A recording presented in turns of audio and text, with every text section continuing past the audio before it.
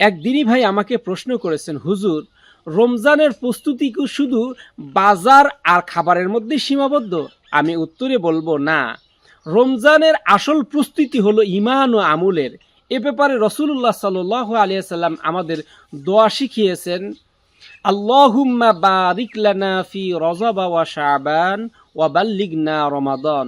হে আল্লাহ, তুমি আমাদেরকে রজব এবং শাবান মাসে বরকত দাও এবং রমজান পর্যন্ত পৌঁছিয়ে দাও। এই বরকতটা আমরা কোন বরকত চাইলাম? এই বরকতটা হলো, আল্লাহ আমার রজব মাসে আমার নেক হায়াত বাড়িয়ে দাও, শাবান মাসে আমার নেক হায়াত বাড়িয়ে দাও এবং রমজানুল মোবারক পর্যন্ত আমাকে হায়াতে তৈয়বা বাড়িয়ে দিয়ে রমজান পর্যন্ত পৌঁছিয়ে দাও, যেন আমি রমজানের সমস্ত ইবাদতগুলো সঠিকভাবে পালন করে আমি তোমাকে খুশি করতে পারি, আল্লাহকে যেন আমরা খুশি করতে পারি। এই হাদিসটা আমরা মুসনাদে আহমদ 2346 নম্বর হাদিস থেকে কোট করেছি।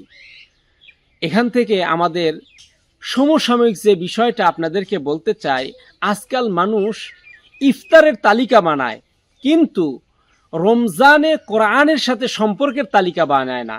আমি আপনাদেরকে বোঝাতে চাচ্ছি, রমজানে কতটুকু কোরআন তেলাওয়াত করবে, কোরআনের কতটুকু আয়াতের অর্থ শিখবে, কোন সময় কতটুকু তাফসির শিখবে, কোরআন কি বলতে চায় এটা নিজে অনুধাবন করবে, এই বিষয়টা কখনো তালিকা করে না।